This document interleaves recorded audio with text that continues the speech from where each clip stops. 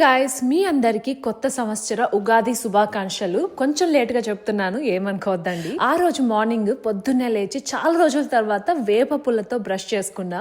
Honestly చాలా refreshing గా అనిపించింది. తర్వాత హెయిర్ కి ఆయిల్ పెట్టేసుకొని హెయిర్ బాత్ చేసి ఆఫీస్ కి రెడీ అయిపోయాక దేవుడికి దీపం పెట్టేసుకొని చిన్న పూజలా చేసుకున్నా.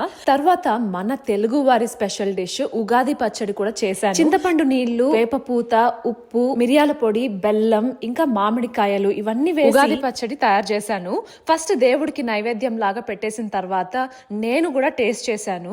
ఎంత బాగుందంటే ఎవ్రీడే ఇదే చేసుకుని తాగాలి అనిపించింది కాఫీ బదులు. మన తెలుగు వారి పండగలకి యుఎస్ లో హాలిడే ఉండదు కదా, సో ఆఫీస్ కు వెళ్లి ఈవినింగ్ వరకు వర్క్ చేసుకుని ఇంటికి వచ్చేసాక చాలా టైరింగ్ గా అనిపించింది. అయినా కూడా దేవుడికి కొబ్బరికాయ కొట్టి పూలు పెట్టేసి రాహుల్ తో కలిసి పూజ చేసుకున్నాను.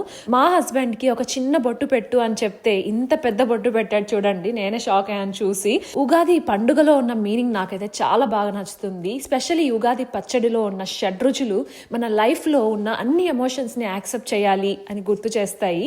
అదైతే నాకు ఇంకా బాగా నచ్చుతుంది. That is it guys. Subscribe for more videos.